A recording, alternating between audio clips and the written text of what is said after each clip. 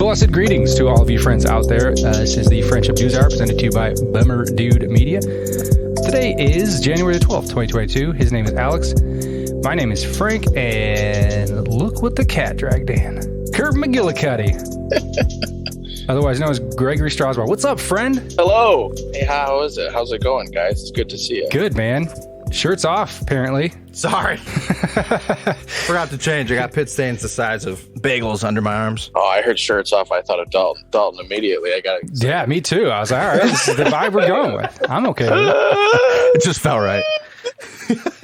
Hey, that's why I put my name under Kurt McGillicuddy. I'm on my way in the car, and I go, what's my display name? Nipples Kurt Anonymous. McGillicuddy. It's a nice hoodie you got there. You see Michigan's getting their punter back for 6 years, so that's nice. Yeah, I saw that, and then they got the tight end number 2 coming in.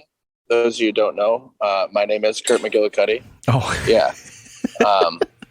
Yeah, Scootmaker. Yeah, I don't know. I mean, I like what they're working with. We'll see. What do you think? What do you think about these rumors? I hope you're talking about the Harbaugh rumors. Yeah, yeah. Don't we hear those every year? I have a lot of thoughts on that, but he's never come out and said he's tired of recruiting. It's just rumors, and I think honestly he's happy at Michigan. And here's my thing: why would an NFL team want him so bad? God, that's what I'm saying, dude. Because he beat Ohio State once. Yeah, they won the big. Okay, so he's hot right now. My thing is the guy that beat him 5 years in a row is not coaching right now. You could go get him too. Why? I mean, he didn't do well in Jacksonville. But what's the hype on Harbaugh? Because he beat Ohio State once. I think he's great where he's at. I don't think why do the Raiders want to go get him? They're in the playoffs. I don't think there's a huge need for him. Right? They can go get that Flores guy. They had 9 wins. Yeah, I think the only draw would be the Bears because he played for him, right? Yeah, he'll win 7 I heard games. Bears, Colts, and Raiders, but I just think he's a good college coach. I don't know. I don't see it happening. Yeah. I think they'll pay. I think Michigan will pay him too, but I don't even think it's about the money. I think he's happy where he's at. Leave him alone. Do we believe in Cade McNamara enough, or do you think it's time to go with the young gun? Dude, it's such a tough. It reminds me so much of that Ohio State team when they had Barrett, and then they had Barrett and Jones. Like they had 3 of them. Yep. It's like it's a problem, and it's a great problem to have. But I don't know. I've heard to go with McCarthy. So I've been a huge McCarthy fan, but yeah, you can't say anything wrong about McNamara at the same time. Just for him though, like McNamara, he's the first quarterback I think we've had in a long time that wasn't shitty, but I don't know if he was good. He just didn't make that many mistakes. You know what I mean? By the numbers, he only had 2,500 passing yards this year, which is 61st in college football. He had 15 touchdowns, which is 73rd, and 6 interceptions, which is 27. So it's he didn't make a lot of mistakes, but he didn't really I don't think he was a JT Barrett or that CJ Stroud dude. We didn't need to, but it's hard to compare because we didn't even see our passing game for the first 3 or 4 games. Yeah, true. So that was a huge part of it. We had a great running game, so you didn't see a lot of what McNamara could do. That's true. So he reminds me a lot of that Wilton Spate kid too. He didn't do anything wrong and turn the ball over, but didn't do it. I mean, he just managed the game. Wow, I forgot about him.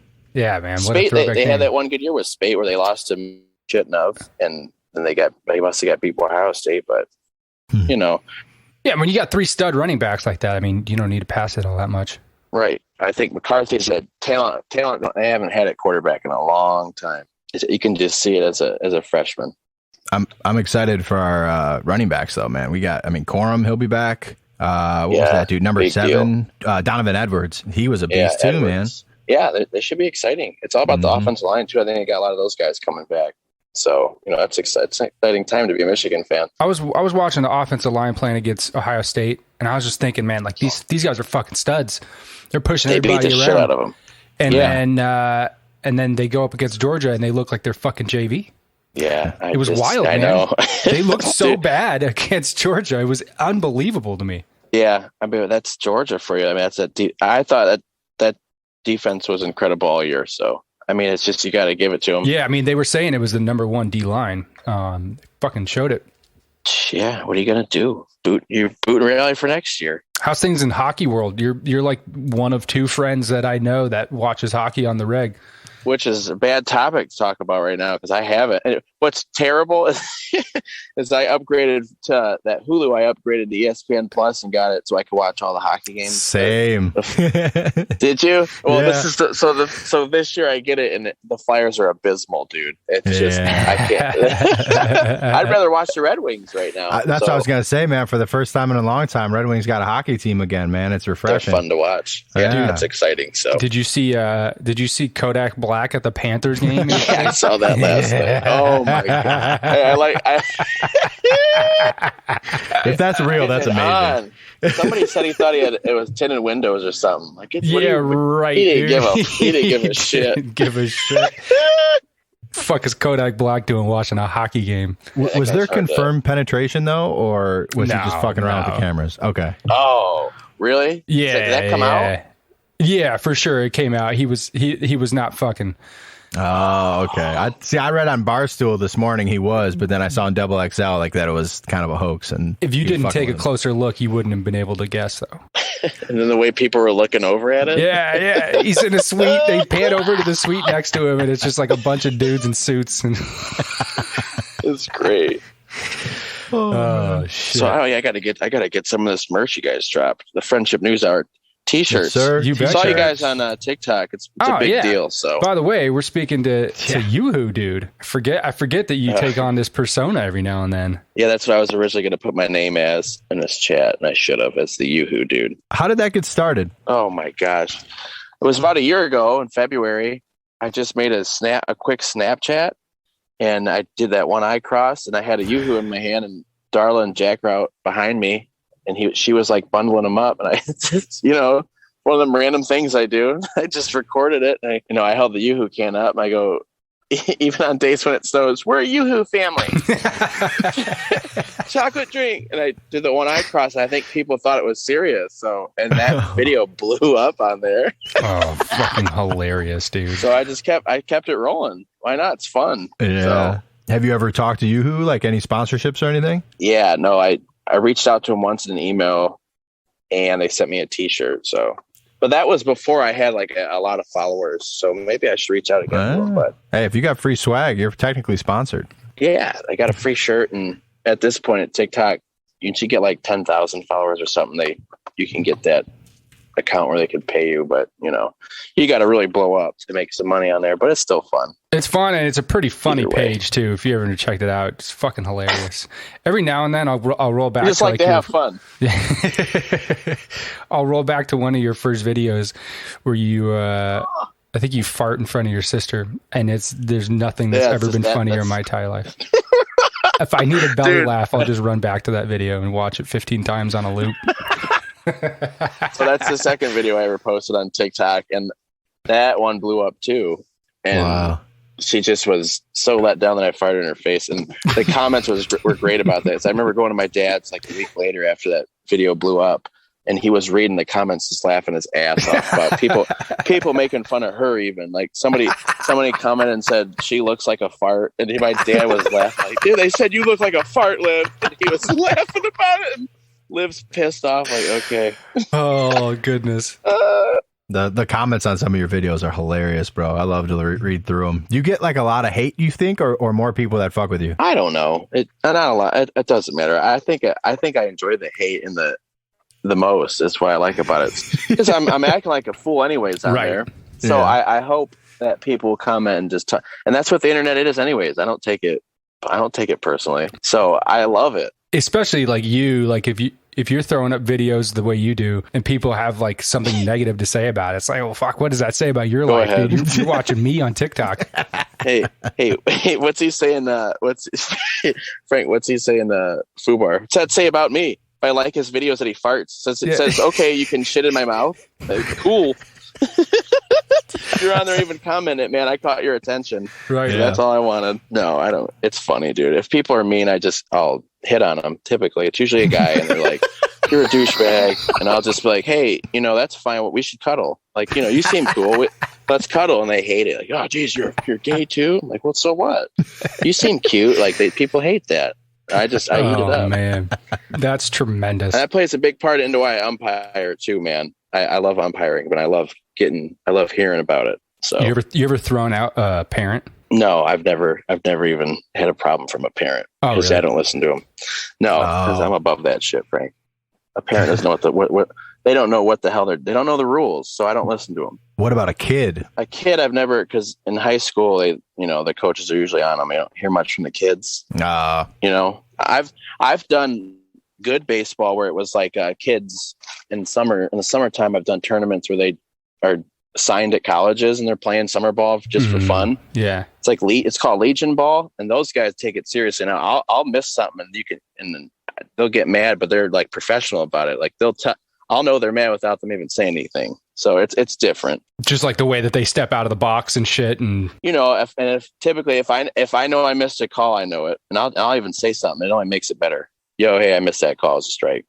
Just after the fact, but hopefully it didn't make a big part. It happens. I mean, fuck, that's all you got to do, right? You don't have to be super prideful about it. Like, you're not going to get 100% of them ever. No, it's just, you just hope to do you hope to be consistent. That's what I try to do behind a plate is if I typically go off for the first inning, if I'm calling something up, I stay there and try to stay consistent. And if you're consistent, you usually don't hear much. And if I miss something, and in between innings, I'll tell a coach, and that helps you. You can't, if it only helps you out. And if you're a coach, argue balls and strikes, it helps. That's just silly at the end of the day. Yeah, every time I've seen like a umpire throw out like a parent or something, it's usually like some short, fat, stocky dude who's got problems with himself already. If you ever see an umpire thrown out a parent in any way, it's because they're umpiring that game for a reason.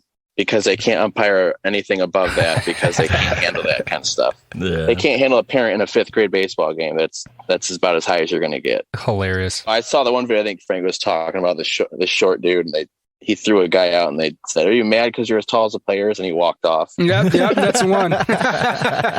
He goes, "All right, I'm out of here." You're like, "All right, dude, Jesus." Do you ever see like baseball, like professionally at least, getting to the point where like the umpire will be eliminated and it'll all be just like based off of computer, strike zone kind of thing? Or do you think it always has a place in the sport? I don't like it. It just ruins the game. I don't even like. I don't even like the replay. What about it? Okay, so like, what about even if it's like 2 lines, horizontal lines that go on either side of the plate? So you're not judging height; you're just judging if it's outside.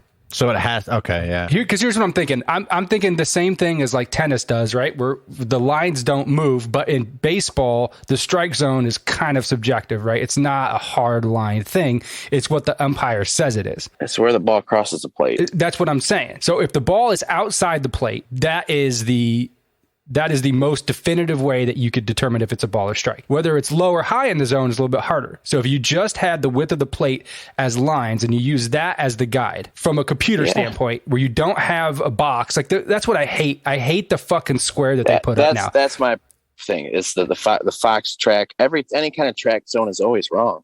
It's not showing you where the ball's crossing the plate. No, it's not. And also, like, wouldn't you adjust your strike zone slightly if the dude is like 5'7" versus 6'4"? Yeah, you do.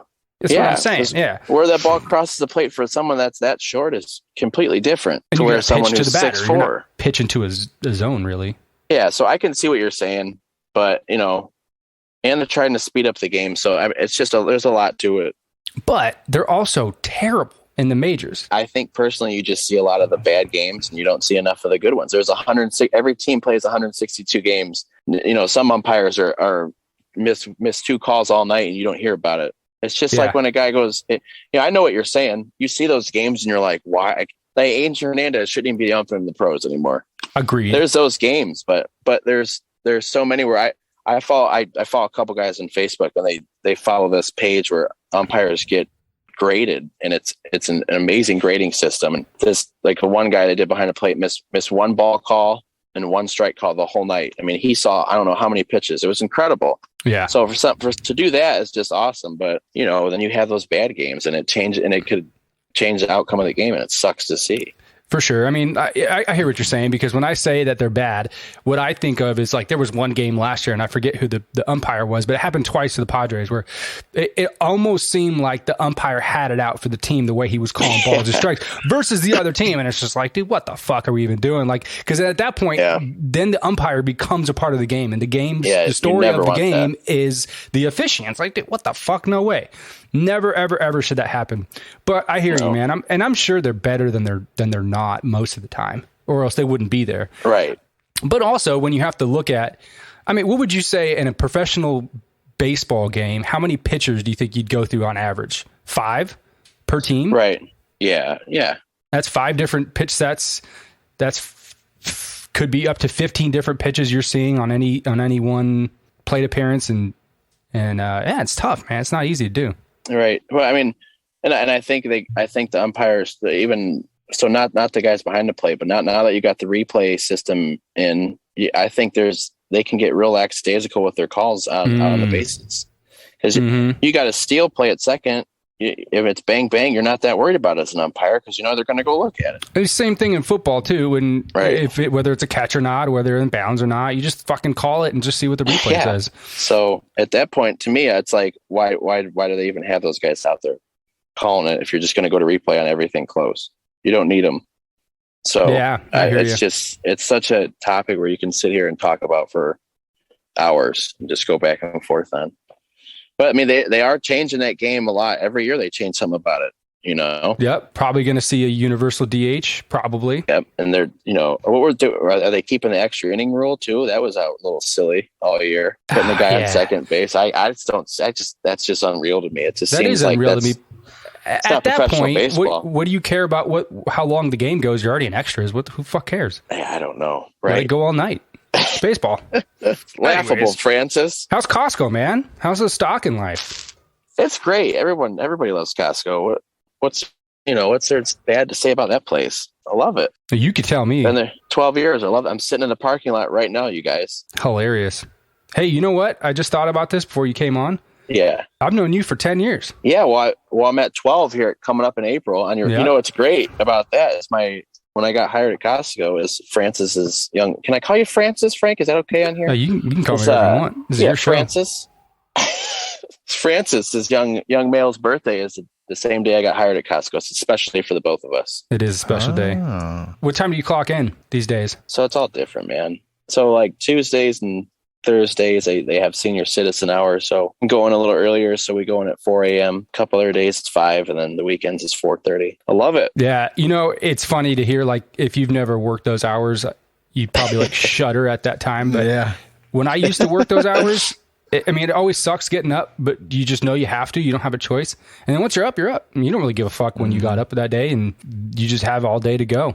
It's really, it's actually the best. It just depends on the type of, some people aren't morning people either. Can't get up. And some people, like me, it takes me 5 minutes and I'm ready to rock. Yeah. But I also go to bed by 8 or 9 when I know I got to be up at 3 or 4. Right. You got to get at least six in. Solid 6. I've always wanted to ask you, like, your bosses and stuff got to know about, like, Yoohoo Dude, right? Like, because you post content up there all the time. Like, do they care? So that's a great question.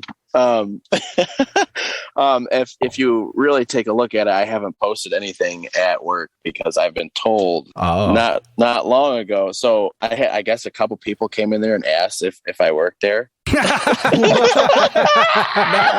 Like they asked this. It was hearsay. They said, "Hey, does a guy named Yoohoo Dude work here?" And I'll tell you about the other couple times I got noticed out in public which were just awesome. No, so a couple people asked about me, and then so my GM actually goes on there and looks at TikToks. He's a really cool dude, down to earth. He's shown me TikToks he's thought are funny, but so there's another girl in here that's pretty big on TikTok I work with too, and he's seen her stuff. But one time he approached me and just said, "Hey, whatever you're doing, it's fine. But other companies are getting in trouble with the way this TikTok thing is going. I know you wouldn't say anything bad about Costco, but we don't want you doing it on company time. You don't want throwing anybody else in there that would have a problem with it." So I go, I totally get it. Sure. Yeah. He only had to tell me once, and I didn't do it again. So it's totally understandable. Yeah. But you got noticed in public? Dude, so last year I'm umping a travel ball game out in like Woodmore, Ohio, which is just out in the sticks. It was like for the 4th of July Memorial Day tournament.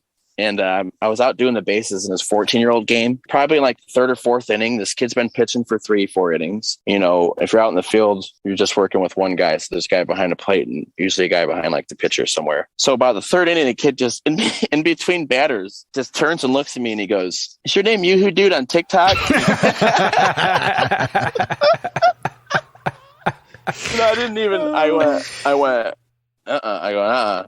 And like an inning and a half later, I gave him like how many outs were. I said 2 down, and I said that's pretty neat because I say that like when I used to do those Yoohoo videos, I'd say that's pretty neat because people love that too. That one nature guy that says it.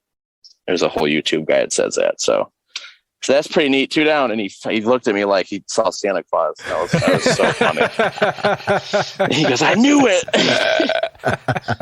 It was fantastic. I love Fucking that. hilarious, man. That's so good. But and then another time at the mall, me and Darla, we got recognized in the food court. That's funny. I could imagine Darla getting recognized too. You put her up there every now and then. Old Doris. So yeah, but it's all about fun on there, man.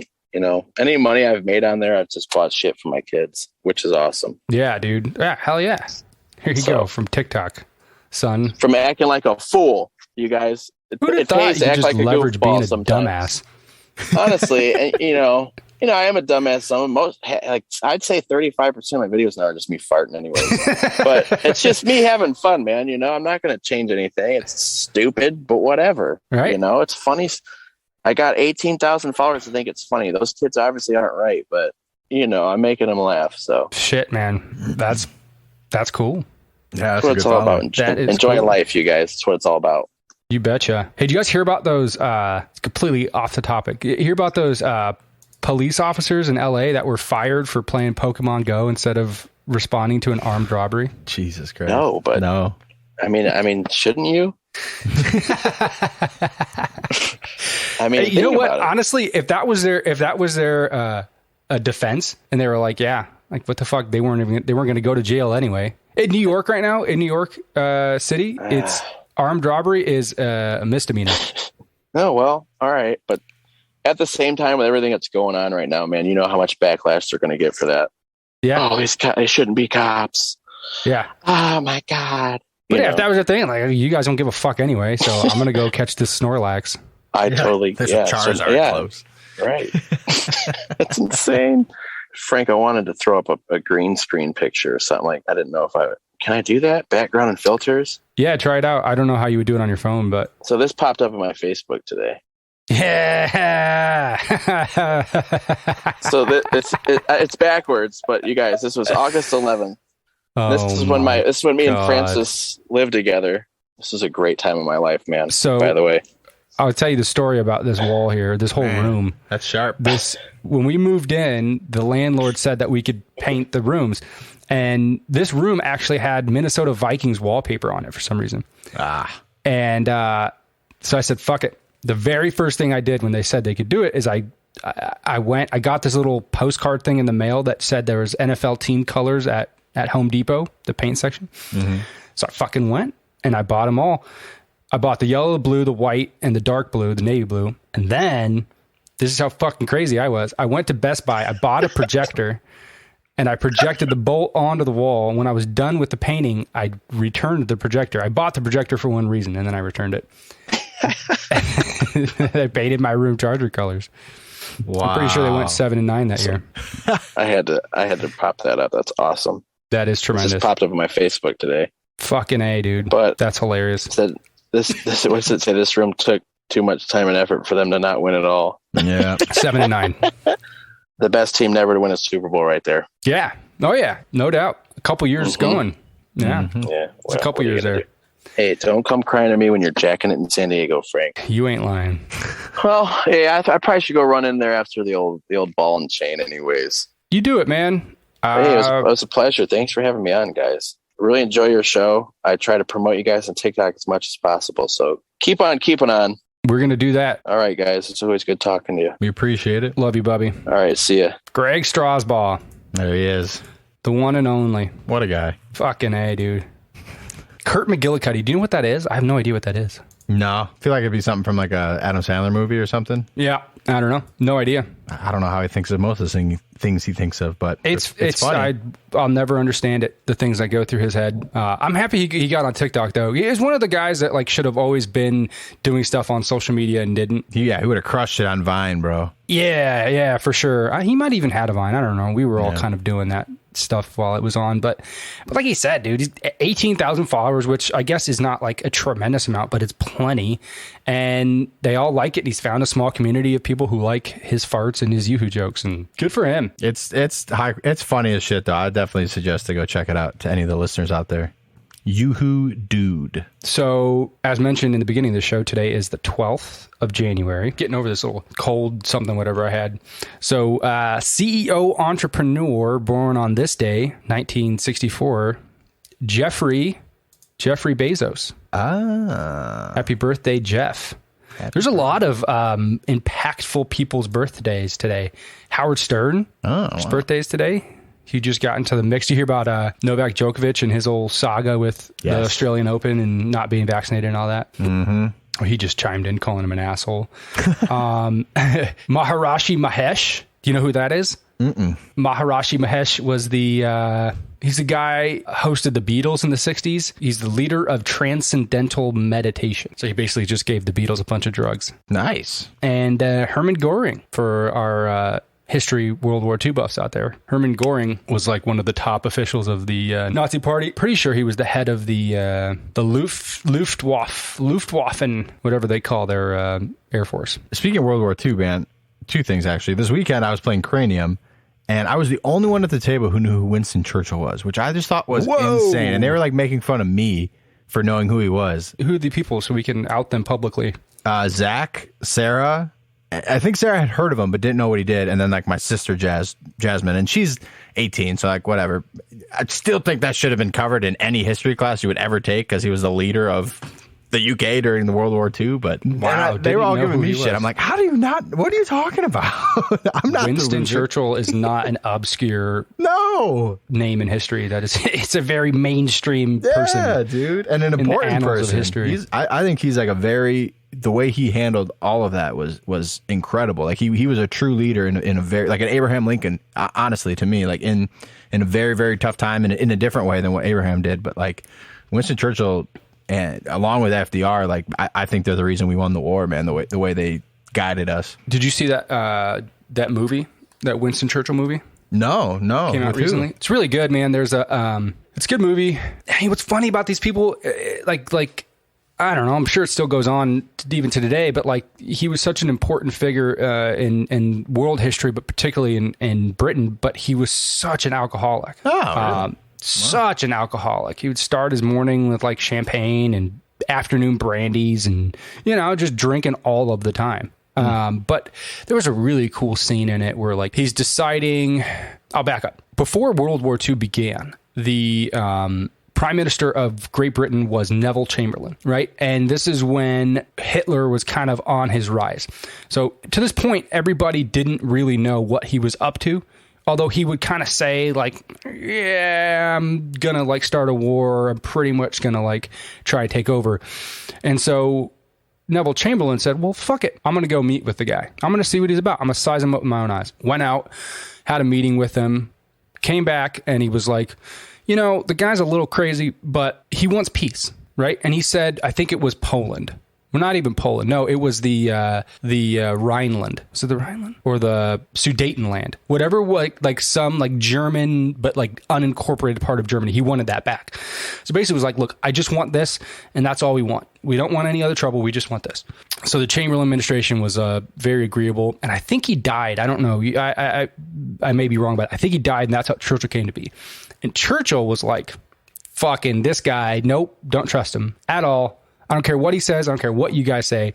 We do not trust it. We are going to defend ourselves, and we are going to like put a foot down. And there's a scene in that movie where he goes and instead of like taking private transportation to the I don't know, wherever the fuck the prime minister goes in Britain, he takes public transportation, takes like the subway or whatever they have in London. And a bunch of people spot him, and he's talking to him. And he's kind of saying like, what do you guys think? We're thinking about signing a peace treaty with Germany, but it would mean that we give up this, this, and this. What do you guys think? And the people were like, no, fuck that. All resolve. We want to fight. We don't want to lay our weapons out. We don't, none of that shit.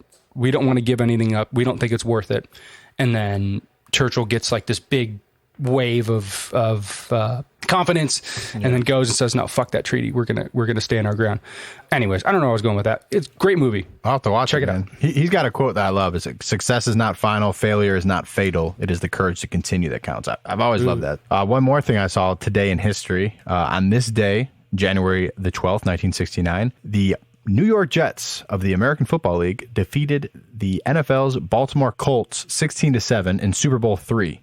A result that's considered one of the biggest upsets in history, and it's kind of been famous for when Joe Namath guaranteed the victory after, I think they were like an 18 or 20 point underdog. Broadway Joe. Yeah, and it was the first Super Bowl win for the AFL. Nice. Just a little fun stat for you. Right on.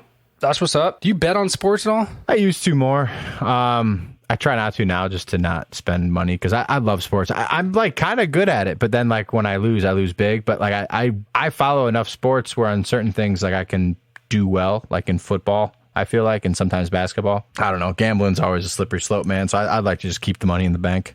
I hear you. If I were to ask you the number one state for sports betting, number one state, I'd have to say Vegas, right? It'd have to be Nevada. Wrong. Really? I thought so too. Oh, wow. New Jersey. And it's like Atlantic not City. even close. Like right. $2 billion more. I could see that because Atlantic City is like it's like the second biggest gambling city in the country, and you have New York, which is like the biggest city right there, so not far. I could see that. Wow, that's kind of surprising though. So New Jersey, Nevada. New Jersey's 21.6, Nevada's 19.8 billion, and then it drops off to 10 billion for Pennsylvania. And then Pennsylvania, Illinois, Indiana, Colorado, Michigan, Virginia, Tennessee, Iowa, round out the top 10. Interesting. Yeah, That was interesting too. You're going to start to see it at more, like I know the Bears and the Cubs have been trying to like help push through legislation, and I think it did get pushed through to like allow sports books to like be open at the actual fields and arenas, so that you could go and place a bet at halftime if you wanted to, or, you know, at any time go and make it like add a whole nother dynamic to like the experience of going to see a game, which I know like obviously many of the casinos are worried about in the area, but I think that could be a really cool thing to add to like sporting events. Yeah, I agree with you. And it's only a matter of time. I mean, it's like one of those things that are starting to become illegal in the United States. It should that's like 50, 60 years too late. Yeah. You know, one of the things like, you know, how we try to legislate vices in this country. You know, I think it's like sports betting, weed, hallucinogenics in some part of the country are all kind of like, no. What's the difference between like being able to go and gamble at a sports racetrack and then go and gamble at like a Cubs game? Like, is it because you have to be 18 to go to a racetrack and they don't want to like have kids around gambling, or what? I don't know. I don't know. And it's always like super arbitrary, because there's some places like there was a place by where we used to live in downtown San Diego that was like a simulcast sports betting or horse race betting area. And it was just a bar in downtown San Diego. And you go upstairs and you could bet. And it was legal. And nobody knew why. I don't know how you get that certification. I have no idea. I got sick the past couple days. Was it the vid? I don't know. I got tested yesterday. I'll know in a day or two, because it's that PCR one. It was a weird illness, man. It started on Sunday, actually. I went for a run in the afternoon, and I started to feel like a little tightness in my chest, but I just thought it was the run. And then after that night, I went to dinner with Michael and Paulina, and then after that, I started to feel like a little tickle in my throat, nothing crazy. And then the next morning, I woke up and I was like, fuck, I'm sick. And it was like the start of a sickness, you know, when like you feel a little bit tightness in your chest and throat. And I was like, fucking A. Yeah. So I went to my Monday morning meetings, and then after like about 11, I was like, dude, I'm calling it a day. So I shut up shop, made some soup, got some rest, woke up yesterday, and I still felt that like aching, like, you know. But the weirdest part about all of this is never before when I was sick had I felt less sick in my head. Like I didn't feel like worn down, like I didn't feel fatigued mentally. The symptoms were in my body, but like my head was fine. I don't know how to explain it. I guess it was just you would compare it to like a mild cold, but it was different. Like it felt like the onset of something really, really nasty, and it never progressed to that. So I woke up this morning and I felt great. Yeah. And the only thing that's left is a like just a little scratch in my throat, and I still have a cough. But So you're telling me you took the horse dose of ivermectin? yes, I went straight to the veterinarian, and I said, I want this. Funny enough, my own father has been taking ivermectin the last week because he himself caught COVID.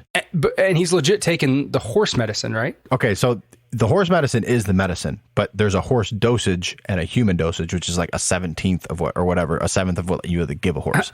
Okay. Same drug. He's taking like the human dose, obviously. I think you die if you take the horse dosage. But he swears by it, man. He said within a day or two, he was fine. He took it for 7 days just because that's what they say you do. But like and I don't know, I mean, this is my dad. He's very anti-vaccine, COVID is a hoax, blah, blah, blah. So like, some of those people, when they actually get COVID, I feel like they maybe try to downplay it a little bit, or maybe they don't. I don't know. I can't tell you. I haven't had COVID yet, so I don't know. But I've heard a mixed bag, man. I've heard people that have said it's put them on their ass, and I've heard people say like this was nothing. So it's hard to tell. Everyone's different.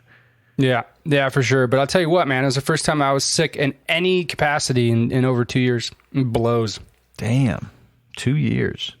2 years, nothing. All of 2020, nothing. All of 2021, nothing. Got nothing. And it's probably because we, whatever protections that we put in place for COVID, I'm guessing aided in that. I don't know. I went out as much as I could anyway. But last time I was really sick was November of 19. Wow. Yeah. That's a hell of a immune system there, Frank. Thanks, buddy. Appreciate that. I think so. Any fun news things going on? There's a lot. Bob Saget died. Yeah, he did die. It's pretty tragic. You think that was an overdose or a suicide? They haven't really said. Doesn't look like it. I think no. They did the initial autopsy, and it looks like maybe a heart attack, maybe a stroke. He was bigger. Maybe something else. Kind of bigger. How older people get bigger. Like he was back in his day, like a skinny, lanky kind of dude, and like what I had seen the last 5 years or so, like just like most people, like with age, like and when you have money and you can go out and buy fancy dinners and shit like that all the time, like I could see how it'd be really easy to be eating steak all the time and shit like that. So he did look heftier, so I could definitely see like a heart attack. Yeah, maybe, but he was in his 60s or 50s, 60s. And you get older, it's easier to put on weight. Yeah. But he wasn't huge by any means. No, yeah. I don't know what's going on there, but R.I.P. Bobby. Sad. Inflation is at its highest rate in 4 decades. I saw that. That sucks. Yeah. That's a bummer for sure. It's crazy. I saw like CNN and MSNBC. They were like kind of saying like, "Yikes! Should hold off on what we're doing here. It's not working, folks." Which is interesting, an interesting little pivot. And what you're going to see coming forward this year is about 3 or 4 interest rate hikes. So this thing is going to get worse before it gets better. You see that Maya Angelou is the first African-American and woman on U.S. quarter. Maya Angelou's on the quarter? This is the tail side. So this is a permanent coin going forward. Yeah, fuck. So nice. It says the new coin still features George Washington's image on the head side. But now the tail side will honor Angelou by invoking one of her most famous works, the autobiography, I Know Why the Caged Bird Sings. And it's like a picture of her with a bird behind her. Looks pretty cool. That's awesome. Like it. Yeah, that's what's up. That is cool. So you remember when I brought up Starbucks a couple weeks ago and how they're unionizing? Yes. In upstate New York? It looks like the second store in New York has now officially voted in its full union. And Cleveland Starbucks workers have now filed for unionization themselves. So as I'm sure the unions wanted, it is starting to spread to more and more and more. It looks like they're still voting at like 2 other Starbuckses now or like in process. So Starbucks has a fight on their hands, man. I went through it at GC and it was a long ass process. Like we had 3 stores and it was 4 years. So they've got like 5 stores, it looks like, in about a month now that are organizing at least. So this could be, and now it's, here's another article spreading into Chicago. A second Chicago store is filed. So they've got a fun lawsuit on their hands for many years to come. Not lawsuit, I guess, but negotiations, I guess. Yeah, well, that's what happens when it goes that way. I don't know, man. We've talked about unions a lot on the show. Yeah. They serve a purpose, and obviously, they still hold some clout with the workers. And if you really, really feel like you're not getting your due as a worker, then you have the right to exercise that power. But it's a double-edged sword. So, part of me feels like this is just like a momentum thing with young people who want to be represented by a union because they feel like that's the way that it should go, or they feel like they're being discriminated or not getting enough pay or whatever. But once the union gets in, that's just what it is, right? Like your power then becomes what the union says it is, not necessarily what you want it to be. So you got voting power and all that, and it's a more democratic process, but we'll see. It's interesting to see what happens when you add a barrier between labor and management, though, where you can't really address things head on anymore. There's another party there that is involved, and I think it's much different than it used to be. Like someone, I can't remember who said this to me before, but someone said that our entire country was built with immigrants, slaves, and unions. And I think honestly, like if you think back about that, that's largely true up until maybe like the last 50 years or less, I guess, maybe like 70s, 80s. But like now I feel like the idea of a union is so much more different than when it was like in the 40s and shit like that, when everyone was working in factories. And that literally was like once slavery and all that shit went away, like that was the bond, that was the workforce of the country, was these huge manufacturing companies that we had all through the country. So like now you've got people at coffee shops organizing, like it's just a little bit different. Yeah. Well, and also, here's what would be cool to see: unions that are in place to protect workers who say an unpopular opinion and are don't allow them to be fired. That would be cool. I mean, aren't those workers' rights as well? I'd like to see that. Yeah, right. Somebody saying something, I don't know, that causes vaccine hesitancy, or whatever the sin is against the mainstream thought this week, whatever that is. I mean, it would be cool to see. It wouldn't be cool to see. It would be interesting and I think imperative to see how many workers have lost their job because of something that they've said or tweeted or expressed, that then later they were fired for that not being the right thing to say, and then later what they said actually turned out to be true, like what's going on right now with the CDC and the NIH and basically any health leadership organization in this country, who is now confirming what people have been saying for like 18 months about COVID, right? Like if you say something about that or the vaccine or whatever, and then you get fired for it. I mean, I'd like to see unions who protect that, and maybe they do, and we just don't hear about it. But those are workers' rights too.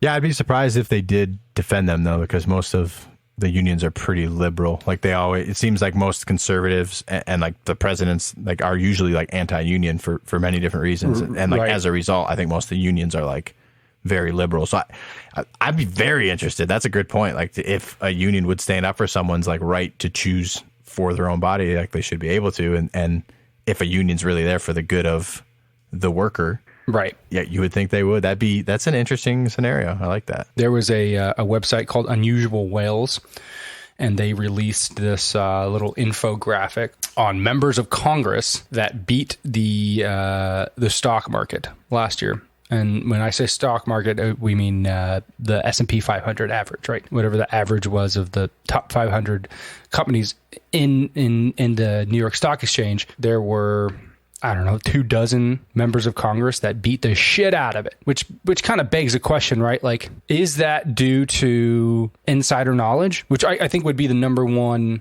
like the first thing that people think of if I were to say, hey, a bunch of these members of Congress beat the stock market last year. I think the number one thing people would go do is like, oh yeah, it's because they knew something before the general public. Sure. But if you wanted to give them some grace, you might say, well, maybe they have access to better financial tools. Could absolutely be the case. It was just some interesting stats on like the volume. Like, so for example, last year in January, there was like 4.5 million stocks. This is the value of stocks sold by members of Congress, right? January, 4.5 million. February's 8 million. March is 7.5. April, for some reason, 16.8. And then it goes down to 12. And then all of a sudden in September and October, out of nowhere, $30 million. And this is all by Democrats, mostly, are sold in Congress. September and October, $30 million worth of stocks are sold by members of Congress, mostly Democrat. So then you're like, okay, well, why are mostly Democrats selling a lot of stock in these 2 months? That seems a little fishy, right? Yeah. To me, it would. No. Then you look at like the sector, right? So in the House, Democrats overwhelmingly invested in technology stocks, but more so technology services, whereas Republicans invested more in industrial services. The number one performer in Congress was Austin Scott, and then Brian Mast, French Hill, and John Curtis, and then Dan Crenshaw. Top 5, all Republicans. And then you have Nancy Pelosi, who's famous for being an incredible investor. You hear about those TikTok guys that only follow Nancy Pelosi's stock They made a killing. positions? And they're killing it, yeah. And then David Rouser, David McKinley, both Republicans. And then Peter Welch, Debbie Dingell, Jim Langevin, Republicans. And it goes down the list. And all of these people, Mitch McConnell's in there, Tommy Tuberville's in there. I'm trying to think of any other big name Congress people. But it's about, I don't know, about 24 or so that just beat the shit out of the S&P 500. And so the number one question that I saw when looking at this and the replies on this tweet were, should Congress people be barred from trading? Yes. Yeah, I mean, for sure, right? And there's ways around that. Of course. But like, can athletes bet on sports? Like, That's a great, yeah. you know that's what a I'm great saying? point. Like, you can cheat the system. Like, you obviously are going to find ways, especially if it benefits you fiscally. Like, it just doesn't make any sense, man. Like, just we talked about last episode, you have these corporations that finance all of these campaigns. You don't think they're giving them stock options and other bullshit like that to push through whatever agenda they want on top of funding campaigns? Like, it's all a fucking game, man. It's like when Trump said drain the swamp, like, and he's by no way innocent probably of this shit too, but like, shit, man, it's dirty game. There's no way they should be able to trade. They have so much more insider information, even if it's not the companies directly giving them stock options or anything like that. They have the best information on the economy of the U.S. to know what moves to make. So like, they're paid a hefty salary. Like, why would they need to then take that information and go make more money? Well, I mean, I guess you could call it hefty. It's not the greatest, but it's also not the worst. I mean, it's definitely enough to live on. Yeah. So this guy, Brian Mast, who's the number one performer in Congress last year. Oh, I'm sorry. Second highest performer. He conveniently sold his Tilray stock at its all-time high last year. Representative Thomas Suzy sold United Rental after picking it up at its lowest price in 5 years. We knew it was going to turn around. How did you know? Because here's the thing. It's hard to prove insider trading. But if you're picking up a stock at its lowest price in 5 years in a significant amount, I wonder if they don't tell you how many shares. But listen to this. And these are times that they've bought and sold stocks. Austin Scott and two of his purchases of F-Cell, Fuel Cell, I'm guessing that's what it is. Yeah, Fuel Cell Energy. 2 times he bought it last year. The first time he bought it, there was a 780% increase in that stock. And then the next time he bought it was a 571% increase. Yeah. Brian Mast, when he bought Tilray, there's a 564% increase in the time he bought it and the time he sold it. This guy, Thomas Suzy with United Rentals, there was a 375 and 374% increase in the time that he bought and sold it. These are gaudy, outrageous numbers. Yeah. So what do you think? This is pretty related. I don't know if you've seen in the news, but like certain celebrities and like most recently Floyd Mayweather and Kim Kardashian are getting sued over like crypto scams where like it's alleged that like the people that came up with these cryptos, in this case it's Ethereum Max, these celebrities, big names, are presented with the opportunity to go and, you know, kind of do like what Elon Musk did for Dogecoin. But I think this is a little more egregious where Elon was kind of fucking around more. But like, hey, pump this up, talk about this, get people into it. We'll have a bunch of people pool money into Ethereum Max. You guys, you know, here's a shit ton of shares. You guys are buying these now ahead of time before we do all this at a stupid low price. We're going to boost this shit up, and then you guys sell that shit and make money and get out. And then the cost, like the market value of the crypto crashes once the people that have huge shares of it cash out, and they're calling it like a pump and dump scheme. And to me, that's just as illegal as what these other guys are doing. Like, you're manipulating the market to steal money from people. Yeah, absolutely. I think we covered this when John McAfee died, because like a month or two before he died, he was accused of this very same thing. Yeah, you're right. Because he earned like $13 million by promoting a cryptocurrency. That's right. And once he got it to a high, he just sold it and said, see ya. Mm-hmm. Yeah. I mean, and for sure, I mean, I got to imagine these accusations will be investigated because that's super, super, super illegal. If you were to do that on a stock, for example, if you're, I don't know, fucking anybody, Walmart, and you announce like some deal with somebody and your stock price goes up, and then you withhold information about that deal, or you make a shady move to get out of that deal, and then you sell, you know, you're the CEO or whatever, you sell a bunch of that stock at the high, and then you announce the deal the next, you know, or whatever. That shit's illegal. You can't do that. Well, this article says that since they said that and then cashed out, because they both put up like different social posts about it. Kim was trying to play dumb about crypto, but it's obviously an ad. It has dropped 97% of its value. Yeesh. Oh shit. So, I mean, maybe it was all in good faith. Probably not. Here's one thing where I do support this little insider game. Did you see what happened with Draymond Green last week with the Warriors game? No. So he's been hurt for like the last week or so, and he's just resting I think it's his knee. But Klay Thompson came back for the first time in 2 years, a couple days ago, and he wanted to be on the court for the tip-off, just, you know, to support his teammate. So obviously, like as all publications, anything that the team released, like he was a starter for the game. And what it sounds like the Warriors and Cavs worked out is that they were going to do the tip-off, you know, just like as like a ceremonial type of thing, and then Draymond was going to foul somebody and come out of the game. Well, all the sports books had any prop bet you want open for Draymond. So like first person to score, first foul, like all kinds of things that you could bet on. But all the bettors knew like Draymond was going to be pulled out of the game right away. Like they made this knowledge known to the public like 15 minutes before the game happened. So instantly all these people rushed and took the under on Draymond taking the first basket, betting like 20 grand, you know, and cashing out, making another whatever it was, whatever it paid out. But basically saying fuck you to all these sports books, and all these sports books are holding on to the money. They haven't made the payments yet. So it's like unknown what's going to happen. But like, fuck you. Like you had that as an open bet. People placed it and you accepted the bet. That's illegal as far as I'm concerned. Yeah. But they're saying that there was like manipulation and that there should be a workaround for this. So that's an interesting one. That's one I don't disagree with. Yeah. That's funny, and funny that they're keeping the money. Yeah. What are you going to do? Sue them? Yeah, they're probably right. offshore anyway.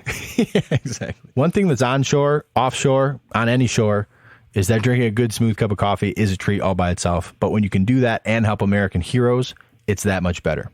Our sponsor, Gun Barrel Coffee, does just that. They are proud to donate $1 from every item purchased to veterans and first responder charities all across the country. They offer 14 different blends and roasts, which you can get in whole bean ground or single serve pods. And right now, as a friend of our ship, you can use the promo code FNH10 and you'll save 10% at checkout when you buy their products at gunbarrelcoffee.com. That's promo code FNH10.